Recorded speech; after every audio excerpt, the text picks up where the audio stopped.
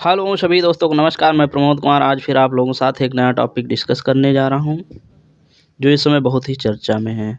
तो आज एक साथ दो टॉपिक डिस्कस करेंगे, क्योंकि ये जो कार्बन रिस्क वाला टॉपिक था ये बहुत छोटा था, इसलिए दो टॉपिक एक ही में मर्ज कर दिए हैं।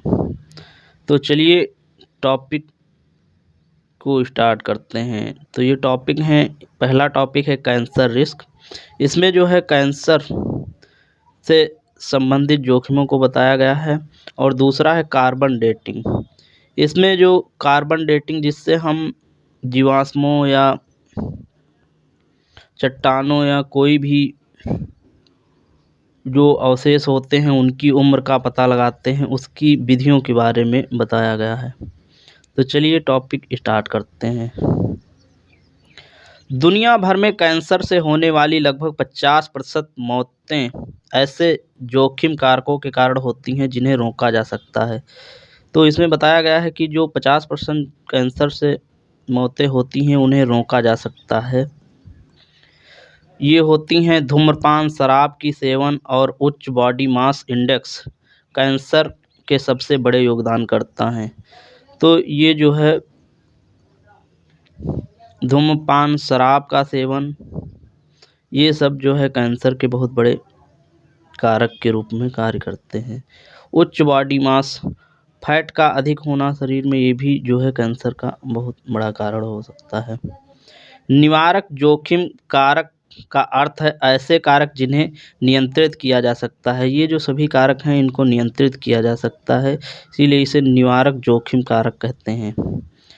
धूम्रपान, उच्च रक्तचाप, अत्यधिक शरीर में वसा और उच्च रक्त शर्करा जैसे रोकथाम योग्य जोखिम कारक पुरानी बीमारियों से हजारों मौतों के लिए जिम्मेदार हैं।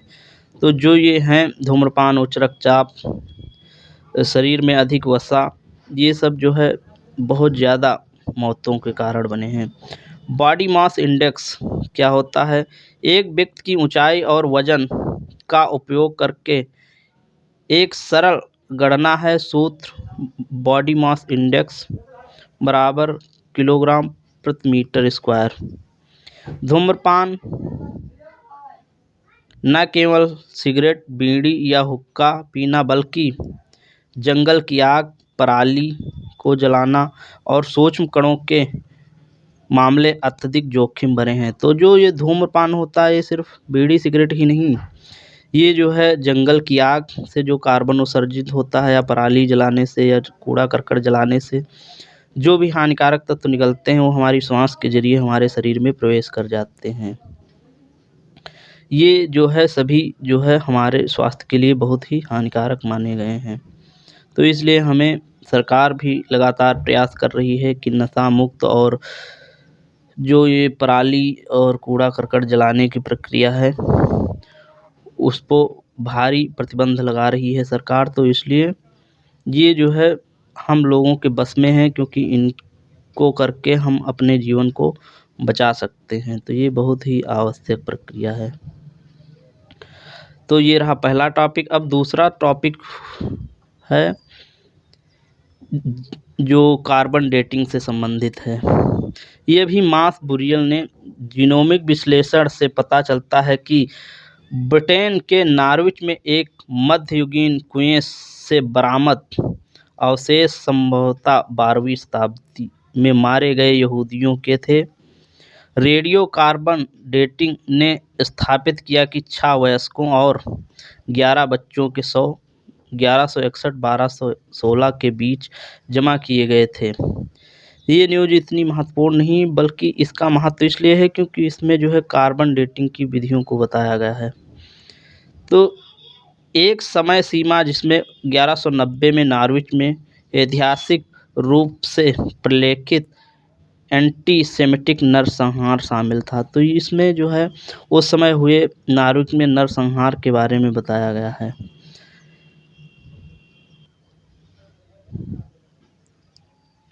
रेडियोमेट्रिक डेटिंग यह स्थापित करने की का एक तरीका है। ये जो रेडियो डेटिंग है इससे किसी भी जीवाश्म के समय का पता चल जाता है, वो किस समय का है। कि कोई चीज़ कितनी पुरानी है।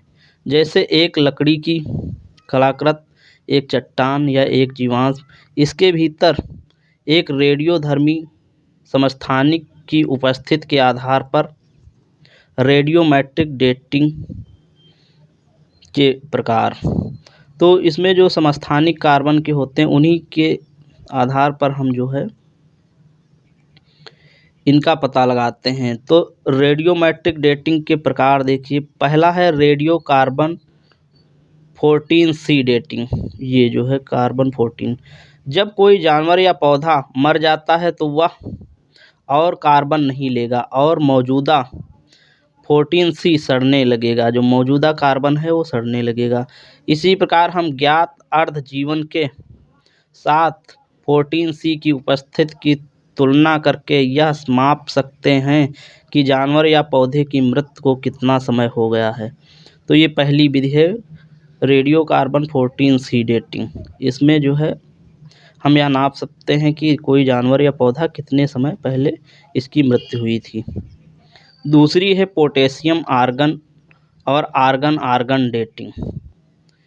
यह एक ऐसी विधि है जो हमें रेडियोधर्मी पोटेशियम के अनुपात को मापकर एक चट्टान की उम्र की गणना करने की अनुमति देती है कि कितनी देर पहले इसका गठन किया गया था। ये जो potassium carbon argon argon dating है, इसके ज़रिए जो है चट्टानों की जानकारी मिलती है कि कितने समय पहले ये इस चट्टान का गठन हुआ था। जो हमारी पहाड़ियाँ हैं या चट्टानें हैं उनके बारे में हम जानकारी ले सकते हैं। तीसरा है uranium lead dating. Uranium Pb dating अक्सर जिक्रोन युक्त आग्नेय चट्टानों पर की जाती है। इसका उपयोग विखंडन ट्रैक डेटिंग के साथ साथ प्राचीन होमिनिड्स की आयु निर्धारित करने के लिए किया जाता है। जो हमारे पुराने मानव जीवाश्म हैं उनकी आयु को निर्धारित करने के लिए इस विधि का प्रयोग किया जाता है यूरेनियम लेड डेटिंग के जरिए। चौथी है क्लोरीन 36 डेटिंग। ये जो है यह लगभग 1 लाख से 1 मिलियन वर्ष पुराने भूजल का उपयोग करता है। तो इसमें जो है जो भूजल से संबंधित जो जीवाश्म या कोई चट्टानें मिलती हैं उनके बारे में जानकारी दी जाती है। इससे पता लगाया जा सकता है कि कितना समय ये पुराना है। जैसा कि सभी दोस्तों को पता है, मैं पिछले वीडियो से एक प्रश्न डिस्कस करता हूं जिसका सही जवाब आपको कमेंट बॉक्स में देना रहता है। तो आज का प्रश्न है, प्रयोगशाला में विकसित मांस उत्पाद को मंजूरी देने वाला पहला देश कौन सा है? तो जो अभी लैब में मीट वैज्ञानिकों ने बनाया है उसको मंजूरी देने वाला पहला देश कौन सा बन गया है? तो देखते हैं इस प्रश्न का सबसे पहले कौन उत्तर देता है। अगर ये वीडियो अच्छा लगता है तो हमारे channel Pramod Kumar only for television को लाइक शेयर सब्सक्राइब करें तथा पूरा वीडियो देखने के लिए सभी को बहुत बहुत धन्यवाद।